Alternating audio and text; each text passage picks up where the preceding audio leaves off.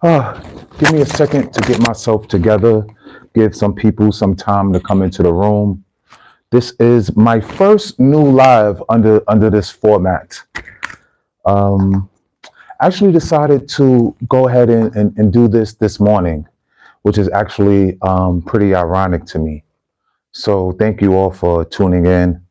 The name of this series is African American King in Ghana, where I'll be talking about repatriation, moving to Africa, the do's, the don'ts, my experiences, my challenges, and just how to effectively change your life by moving to the African continent.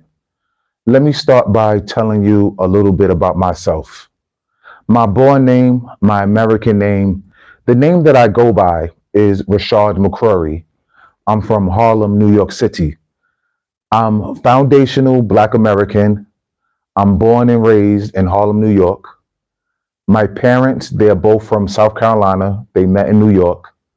My grandparents are from South Carolina, all four of them, or eight of my great grandparents are from the Carolinas, seven from South Carolina, one from North Carolina. And as far as my family, we can trace back, my family, we're all from the United States as far as we can trace back. What gave me such a passion about Africa as a continent? My father, again, who is from South Carolina, he came to New York as part of the Great Migration. So after slavery, over time, people from slave states eventually moved to the northern states that are free states. This was later in life. My father, he moved to New York City in the 1960s. As many other Black Americans, we chose the North, the Midwest, the West Coast. So a lot of people from the Great Migration, they moved to New York, Philadelphia, Detroit, places in Ohio, Dayton, Youngstown, Cincinnati. You found people who moved to the West Coast, California, back to the Mid Coast, Detroit, places like that. My father was raised Christian, but when he moved to Harlem in the 60s and throughout the 70s, he kind of evolved into being a Black empowerment and spirituality. He was influenced by people like Dr. Ivan Van Sertima, Malcolm X. He used to always be in Harlem on 125th Street learning just about the Black struggle. I mean, he experienced the Black struggle, but he was always buying tapes, listening to books. So when I was raised with pictures of Africa on my wall, kings and queens of Africa on my wall, King Hannibal, Queen Marquita. I'm being raised by this as young as 5 years old. And people ask me sometimes, how do you know that you was as young as 5 years old? Well, I remember my childhood favorite team being the New York Mets. And we moved into a new apartment. I was raised in the Polo Grounds projects in Harlem. I remember celebrating the World Series with my family when I was 6 years old because they won in 1986. And I remember the lessons starting in my old apartment. So this passion for Africa, this passion for Black empowerment, I was raised that way. My father taught me how to pour libations and set out food and set out table for the ancestors. When I was a child, I remember my mother used to get upset and take some of the food at the end and put it back into the pots and pans and everything like that. You know, my mom, my dad, they did real well. Things of that when it comes to things of that nature. So fast forward, I'm in my early 30s and I'm doing a school program, and we had a course called the cross culture course, where we had to, how do I say it? Where we had to choose different countries from around the world that we can visit. The options that they gave us were places like El Salvador, South Korea, some of the closer ones, Jamaica. It was an interesting one that I would never have gone on, but to Montana, where we would have learned more about Native American population. So we had the option to travel into different places around the world. And at the time, they gave us the African option, which was Cameroon. So we all signed up. A lot of us signed up. About 30 of us signed up to go to Cameroon.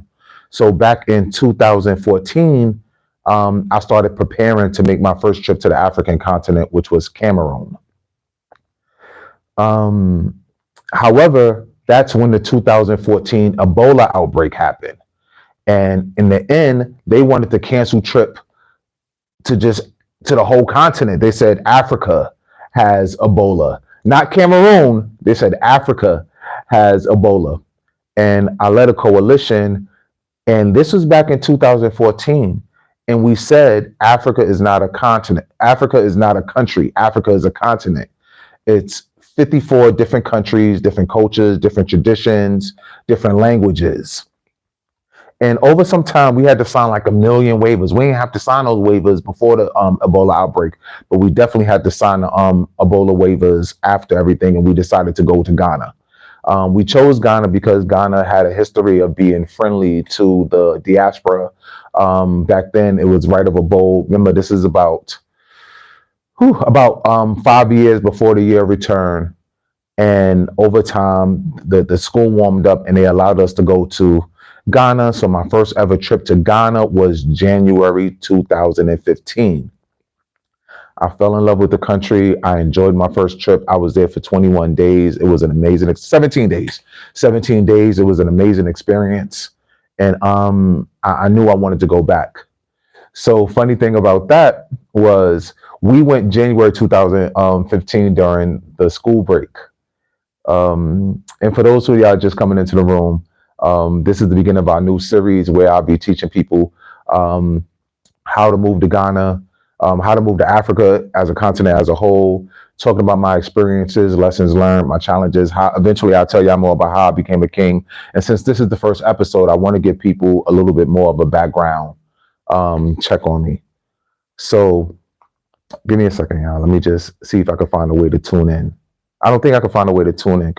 I want to see the live stream, so I'm gonna try to see the live stream. I don't want to mess nothing up. So just in case people have questions, I can be able to answer your questions. When we start the lessons, I'll be teaching out of my book, Repatriation, Tips and Strategies for Individuals and Families Moving to the African Continent, available on Amazon. But this is the book I'm going to be teaching out of. So let me get back to my story. Switch account, because I want to be able to go. Be a little patient with me right now. I want to be able to go into the live. All right, good. Be a little patient with me right now. Okay, good. So now I'm in the chat as a guest too. So if you have any questions, maybe I can definitely get into some of these questions for you. So fast forward to 2015, my first ever trip to Ghana. And what was interesting about that was you never know what happens for people to try to steal your dreams, your goals, your desire, what gifts, what God may or may not have for you. The original trip that was supposed to go to Cameroon, we had 30 people who signed up for that course. 30 people was going to go. When it was all said and done, only 11 chose to go to Ghana because they were scared to go to Africa. They didn't understand that, Africa is the the second largest continent, and there were no cases of Ebola in Ghana, not one. And they some of them may have lost their blessings, some of them may not. But what I'm saying is that sometimes you have to fight through turbulence. Sometimes you have to fight through disruption, even in the darkest moments of uncertainty, just to get your goal and get what you desire. So my first trip to Ghana was just amazing. I went for 17 days. So that was January during the winter break. So what I did, if a lot of people in student loan debt and things like that, because of the refund checks, not because of the education, because of the refund checks. So the very next semester was spring. I went to class for the first 3 weeks just so I could get my refund check. And then I took my refund check and then I went back to Ghana. and I withdrew out of all my courses for the rest of the semester. And, that was an amazing experience. During that time, a little prior to that time, maybe by that time I probably had about 7, 8 years experience. I was actually a pretty successful New York City party promoter. I would say like I was about a B-level party promoter. I made some money doing that. It was a good job. It was a good experience for me. And during that time, I used to think sometimes, Rashad, you're smart, you're intelligent. What are you doing promoting parties? You can have any job you want. You could take a test, you could take an exam, you could do whatever you want. But you just got this passion for networking, throwing parties, event planning, coordinating. And I never really understood why until my second trip to Ghana. And when I was on my second trip to Ghana, I just said one day, "Oh wow, I if I can get 50 to 100 people to come to party in New York City every week, I can get 50 to 100 people to come party in Africa. I'm sorry, to come to Africa in a year." And that's when I decided to start my business, which was at the time called Ghana Cross Culture. Um, our first trips, my first trip to Africa, I started promoting trips to Africa in 2016. And my first group, my first guest was two people. They actually made their trip in 2017. So I came up with the idea in 2015. I started promoting trips. Built my website. I built my website by hand, not by hand, but I did it on my own. Back in 2016, I started promoting in 2016, and my first group took their trip in 2017. So you tell me when my business in the comment section. When did my business start? Did it start in 2015 when I came up with the idea? Did it start in 2016 when I really hardcore started working on it, or did it start in 2017 when I had my first guest? You decide. So that's how my passion from Africa developed, and that is kind of like my origin story. That was kind of my origin story. There's other stories that I could throw in there. I can talk about my community activists. A lot of people we talk about George Floyd, rest in peace, George Floyd. But my inspiration had came from Eric Garner, primarily Eric Garner, but that was during the era of Mike Brown, Tamir Rice, you know, which is a difficult time. And I remember even at one time, I won't go too much into it. I remember I did three different states in three straight days. I did Jersey, I did New York, and then I did DC. Thursday, Friday, Saturday, and it's actually documented in the Hill back in 2014. So why am I dressed like a king? How did I move to Ghana? I'll go into that leg now, or how I became a king. That's a little bit later still, but how did I move to Ghana? Fast forward to 2020. I've been doing trips to Ghana for 3 years now. At that point, by then I already added Egypt to that list. But I was on a trip 2020 with, how many was it? Was it four Americans? With 4 Americans, and we were doing a Independence Day trip in Ghana, March 2020. And while on the trip, that's when the coronavirus pandemic hit its heights, and the world started going through the global lockdown and all that nature and all those things. I've told these stories so much, but I realize I haven't told these stories in about a year. I've been in isolation. I've been in seclusion. I've been charging up, which I'll talk about in future episodes. And when the pandemic hit, I remember the president at the time, Donald Trump. Ironically, it's election eve. I'm going to date this video. It's November 4th, 2024. President Trump at the time, that's when he made the announcement: all Americans abroad come home immediately, or risk staying abroad indefinitely. And I prayed to my father, who had passed away in 2019.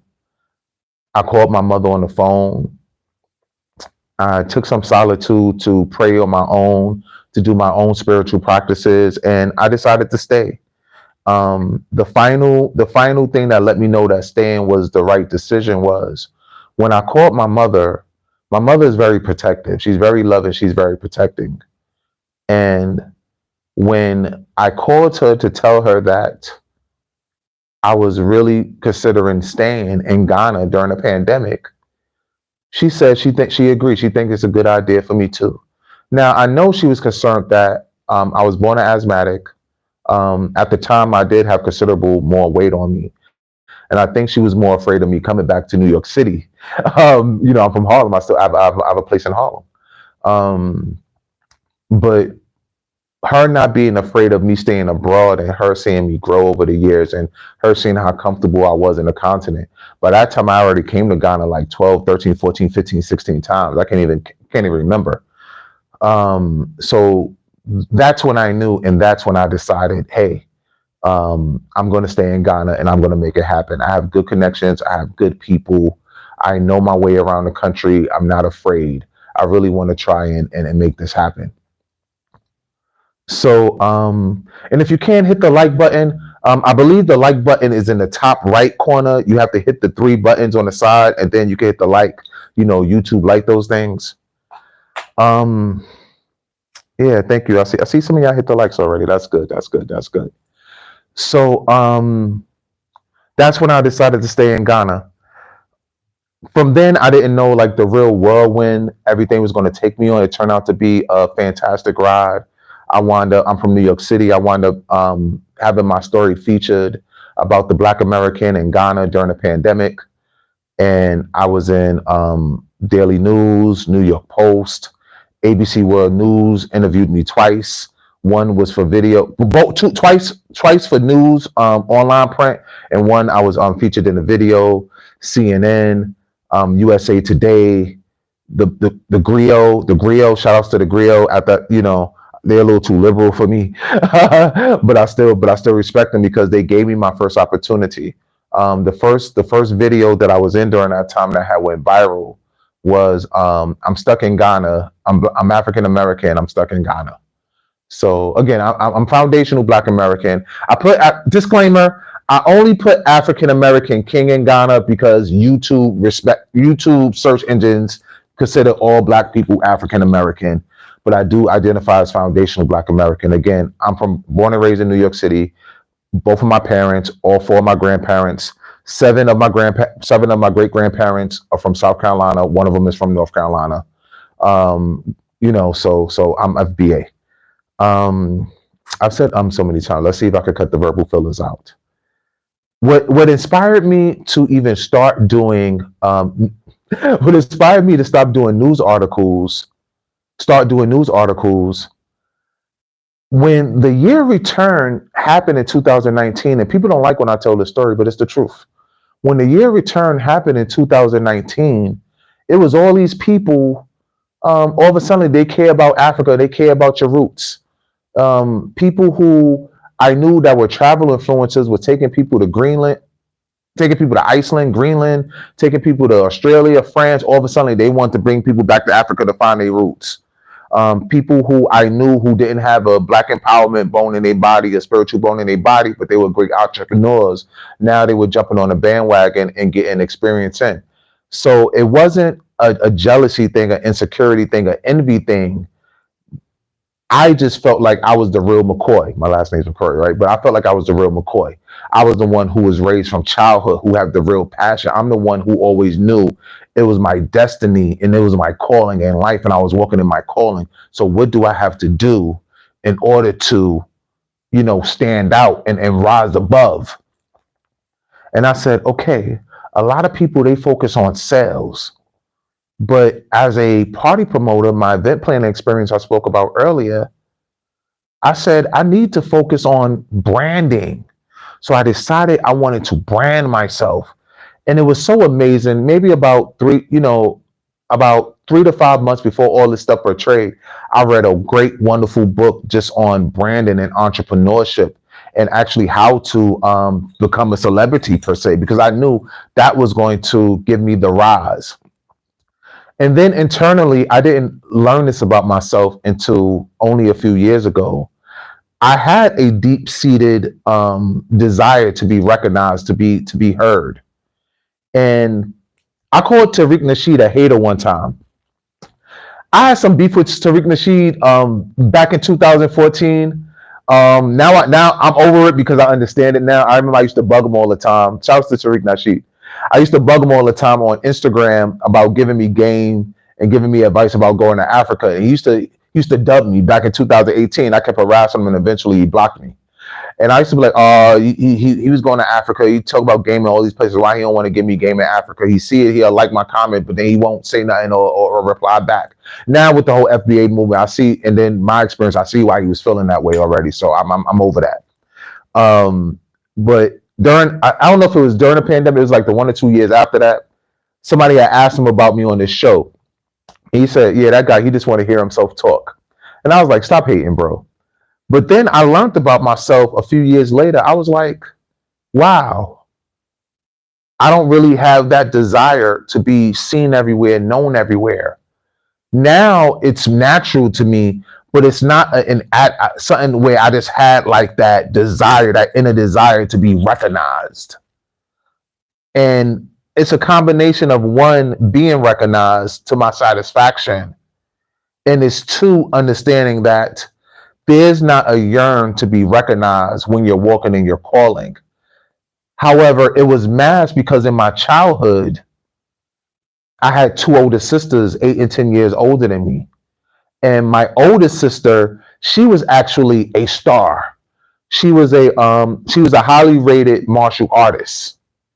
And she was always looked at as a star, the star athlete, the prize pupil, the champion, the East Coast champion.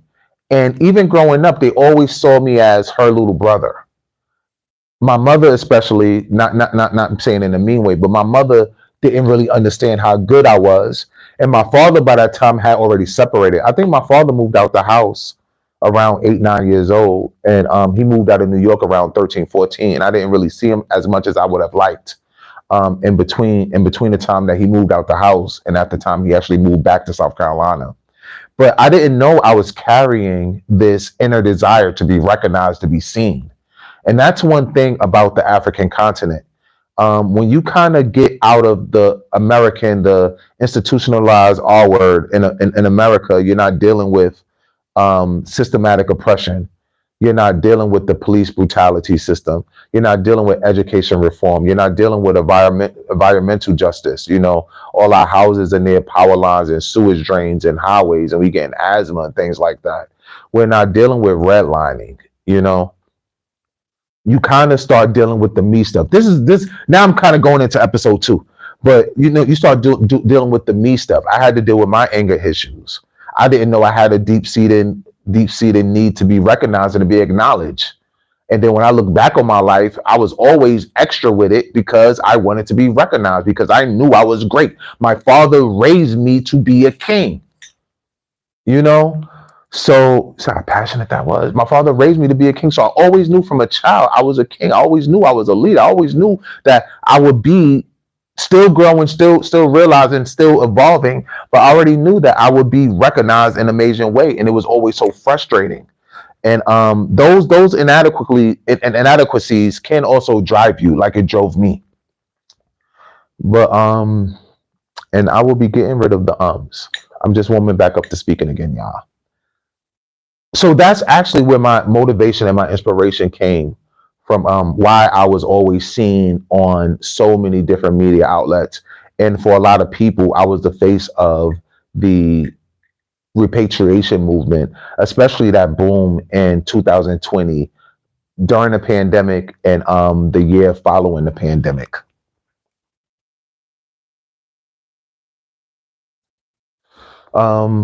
Thank you, King. Thank you, King. I appreciate it. I see some comments in here. Thank you, y'all. Thank you, y'all. So yeah, so that's when I moved to Ghana. I was blessed to stay some time in Accra. Spirit was with me. Spirit was moving with me. I felt like it was time for me to leave Accra. I remember I experienced a little bit of xenophobia in Accra, and that kind of led me to leave. I'll tell you this story now. These stories right now. I remember one time I was at Labadi Beach. This was during a lockdown. Remember, I've been coming to Ghana for about 5 years during that time, and I met so many friends. And I remember it was already locked down. Labadi Beach was already closing. This is maybe about a week before the official Accra lockdown, in Ghana. And I remember I was sitting with some waitresses and we were all laughing, joking, talking, like we normally do. And then one of them had to walk away and they started talking. She started talking to somebody. And all I heard was, when I say tree, I mean the language. Tree is the language that they speak in Ghana. All I heard was tree, tree, tree, tree, tree, tree, tree, coronavirus, tree, tree, tree, tree, tree, foreigner, tree, tree, tree, tree, tree, Black Americans too. And then they looked at me and then they, frowned away. During that time, all the cases for coronavirus in Ghana was traced to foreigners. I remember some came in through from Germany.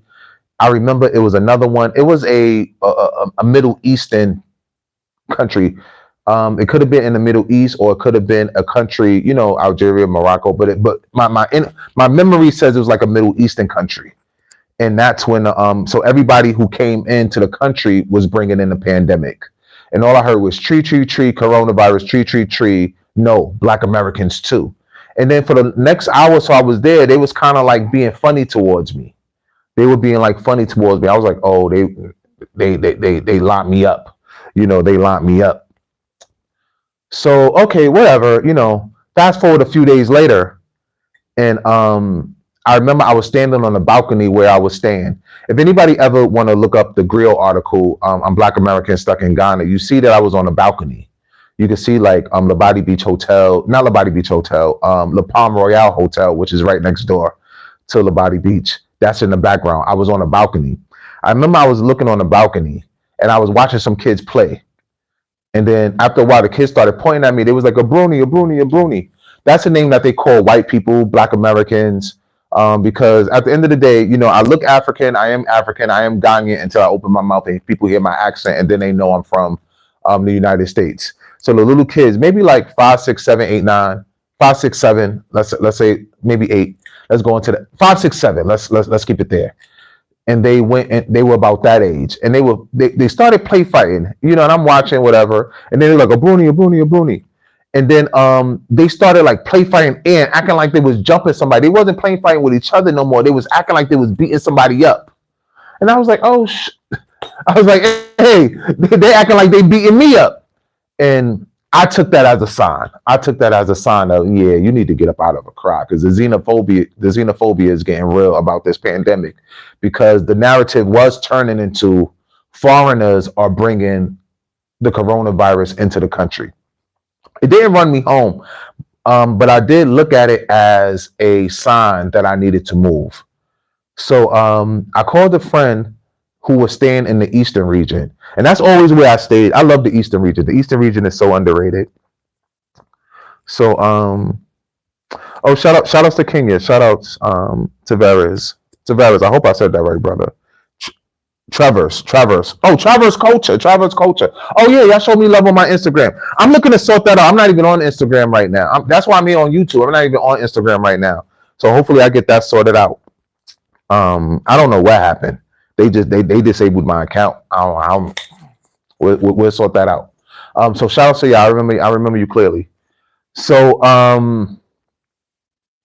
moved to Abri. I moved to the Abri Gardens. A lot of people don't realize how underrated the Eastern region was. So, but anytime you go to Ghana, make sure you check out Abri Botanical Gardens. It's only about an hour outside of Accra, and a beautiful place. You can spend like 2-3 hours out there.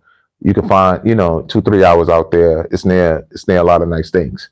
And God blessed me to where my friend set me up in a place inside of Bree Botanical Gardens where it was like a bushy place. But when you walk through the bushes behind the trees, it was just like a garden and a beautiful house inside of a garden. You had to walk through some dangerous bushy looking trees for about 30-45 seconds, but once you got past that, once you got beyond that, it was so beautiful. And I actually stayed there for about 3 to 4 months, man. And I did a lot of grounding. I did a lot of spiritual walk. I used to walk through the gardens barefooted. I used to go to certain trees. I used to hug the trees. I used to talk to the trees.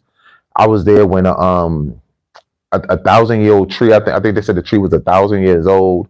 Had passed away, and then eventually had to cut it down. So I was there when they cut it down, and I learned a lot about spiritual rituals then, because they had to go to the king of Abri and they had to perform a ceremony before they cut the tree down.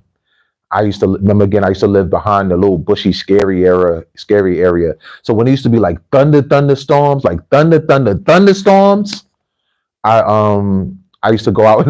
I used to go out on my porch in the rain and wash naked in the rainwater and stuff like that. Man, it was a beautiful experience. And I'm talking about like 3 months of real, just like grounding work. Because I'm a New York City hustler, bustler.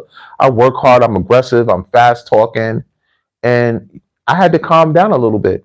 I had to calm down a lot, and I had to calm down so much that even after all that spiritual work, I still had more ways to go. Again, this is season 1, episode 1 of African American King in Ghana. Life changing steps of moving to the African continent. This is more just the introduction, so you can get to know me. And before I start teaching out of my book, Repatriation Tips and Strategies for Moving to the African Continent, you can find the link on Amazon. You can find the links to all my books, my websites, things like that. During that time, that was another blessed time for me, because I used to be able to go into all these different places in Ghana with no tourism. I went to Bati Waterfalls, which is in the eastern region, around the Konfojua area, which is the capital of the eastern region. And I took a spiritual bath in Bati Falls, and I was just by myself.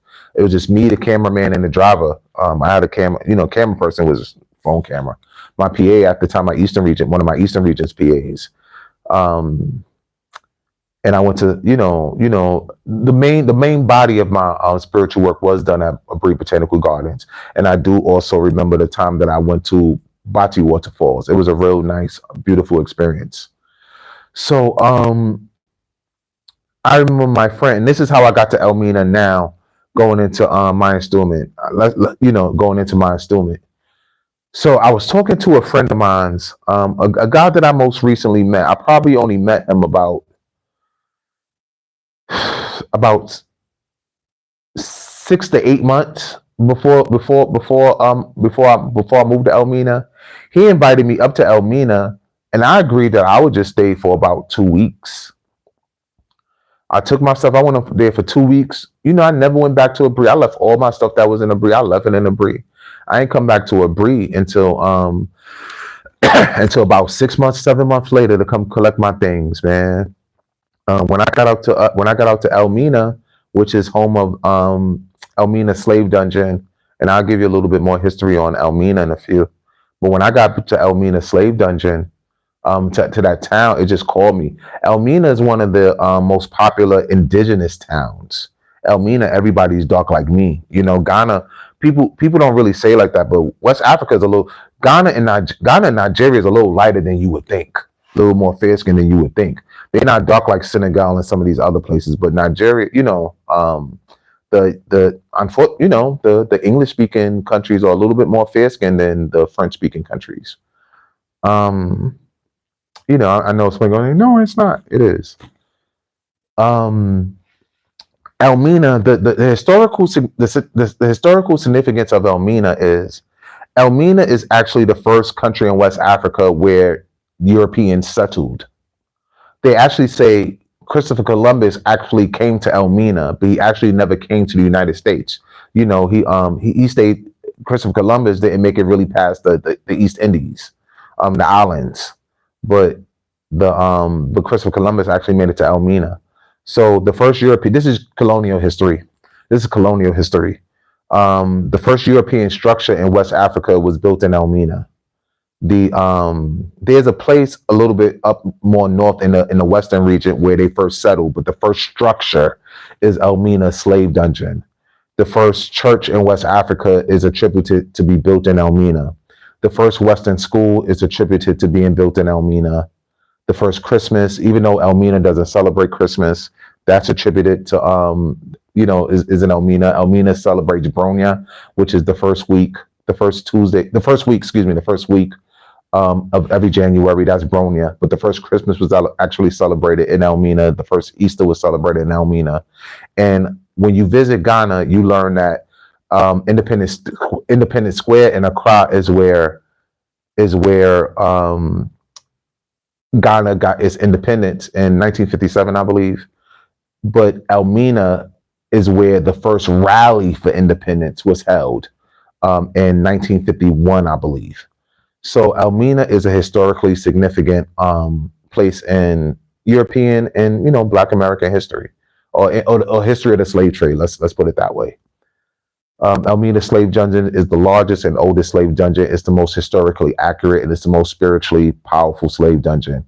The neighboring Cape Coast Slave Dungeon is actually the most popular because Cape Coast is a place of settlers, the hustlers, the grinders, the motivators, the business people there in Cape Coast. So they market Cape Coast Dungeon. Cape Coast is the newest, but the last built dungeon, and it's the smallest dungeon in all of West Africa, but it's the best marketed.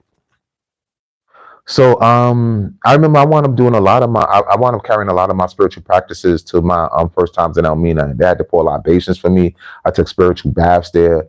I was in Elmina Slave Dungeon alone. I was able to pray and do no return alone. Something I still get the blessing of practicing. Seasonally, I would go and make sure I spend some time with the ancestors and ask them for guidance. And I wound up falling in love with Elmina. I stayed at a resort for about 3 months. Got a nice little coronavirus discount, meaning like tourism was down. They was happy to have somebody there, and then I just made Elmina my home. It took me some time, but I joined the family. So that's another thing. I didn't know the dude was royal. He never told me he was royal until I moved up there. So I didn't know that all the things that was planned and aligned for me. I didn't know about all these things. So maybe after living there for about a year, they told me one day, they was like, we've been deliberating about you, and we want to make you a king. I know a little bit prior to that, I started hinting that I was ready to go home. By that time, I wasn't even home. I haven't been home for close to 2 years, and they told me they wanted to make me, one of their kings. And they asked me. I told them, let me pray on it. I knew I was going to say yeah, but I said let me take my time, because sometimes I'd be wanting to say yeah, then I pray on it. I may do some tarot card readings and and do some spiritual work, and then I might change my mind, or I might go ahead with it. I'm learning to listen to my inner self more, but I still kind of use my tools and my spirituality because that's how I was raised. And I think a lot of times here, people around the world, we lack our strengthening our spiritual selves. Our spiritual selves get diluted or not. So I'm a two God. My birthday was just this past Saturday, November 2nd. November is the 11th month. I'm a Scorpio. 1 + 1 is 2. November is the 2. November 2nd, that's a 2. The day that I was installed was April 22nd, 2022. So April, the number 4, that's a 2. That's a 2 number. The 22nd, obviously, that's a 2 number. 2022, that's a 2 number. And that's just been an amazing experience for me. My installment pictures, I don't even know what to say about the installment. I don't even know what to say about them making me a king. So I was just blessed to have been made a king. I could tell more of those stories later, but really, I want to just get to the conclusion of this first episode, just because I want this to be the introduction to who you're talking to. If you catch this, if somebody's new to this video and you catch it later, I'm glad you're around to see who you're actually going to be listening to, and who's actually going to be taking some time to teach people how to go through the spiritual growth and development that I have, because I've changed a millionfold, especially since I've been in Ghana 4+ years. One day I'll do a course. One day I'll do a session on how to become a chief in Ghana, how to become a king in Ghana. But I think I got what I want to get done right now. Are there any questions? Let me go through some of these chats. This is my first time, and yeah, it's a blessing. It's a blessing. If anybody have any questions, this is the time to ask any questions. If you have any, anything you want to know, anything you want to ask me before I go, please, if you're in here, go to the right, the 3 dots on the right, hit the like button. You can turn your notifications on for me. I'm Maybe I'll go live again tomorrow and we'll start discussing episode 2, the first steps in terms of the spiritual aspects of moving to Ghana, the mental, the emotional aspects of moving to any African country, Kenya, Ghana, Nigeria, Rwanda, Uganda. A lot of people, there's more than enough resources to tell you about the how-tos. And I'll give you things about the how-tos, but I really want to put you onto the real game. I really want to put you onto the real game, the game that people don't tell you about until you start seeing like viral videos of people frustrated. Because even a lot of times when I watch some of these viral videos and people are like real frustrated, I'm like, nah, I kind of hear that. I hear the problem, but this is why it went that way. It's a miscommunication. You're online disrespecting the country because of this, but you got offended by what they said, but they said this because of this. And if you knew that's why they said it, you wouldn't have gotten offended because they didn't mean to offend you. And one of the things that I had to learn, that I learned, Ghana English is UK English, and Ghana in English is kind of backwards. So let's say if I went and I ordered in America and I said, oh, please, let me get a coffee and 2 sugars. You would get 1 coffee with 2 sugars in your coffee. However, in Ghana, if you said, give me a coffee and 2 sugars, Ghana tree in most of the languages, you're supposed to say coffee 1. I'm sorry. You're supposed to say coffee 1, sugar 2. So if you go there and say, give me a coffee and 2 sugars, you might turn around and it'll be 2 coffees in front of you in Ghana. And you'd be like, customer service. And they're just like, what? You said, I don't know. I just heard coffee 2. Because you say, give me a coffee and 2 sugars, but you're supposed to say coffee 1, sugar 2. There's a lot of little intricacies that I didn't like a lot of things. And then I had to realize, like, as I learned more about the culture, the language, little small differences like that. Like I remember, I actually knew the lady. I don't know if she left or not. I thought she was a cool lady. I remember online, she was complaining, talking about how she tipped the guy a $5 bill at the airport, and the guy said, I don't want this. What I'm going to do with this? And she called him ungrateful. And I was like, no, that's not what he meant. What he meant was, they don't take $5 bills at the currency exchange unless you know somebody in the black market. They only take 10s, 20s, 50s, and 100s. So if you give him a 5, what is he going to do with that? Now on him, he could have said, oh, excuse me, sorry, madam. They don't take $5 bills. I need 10 or better. But maybe if he explained that to her, maybe she wouldn't have got offended at him rejecting the 10, rejecting the 5. So those little things like that could have been built. I always say things that like, don't leave your street smart behind. But anyway, y'all, will I take a wife? Yes, I will. I will eventually take a wife. Backstories about me, since I've shared so much. I'm actually divorced. People don't know that about me. My divorce had the final court case that I had in person was actually October 2019.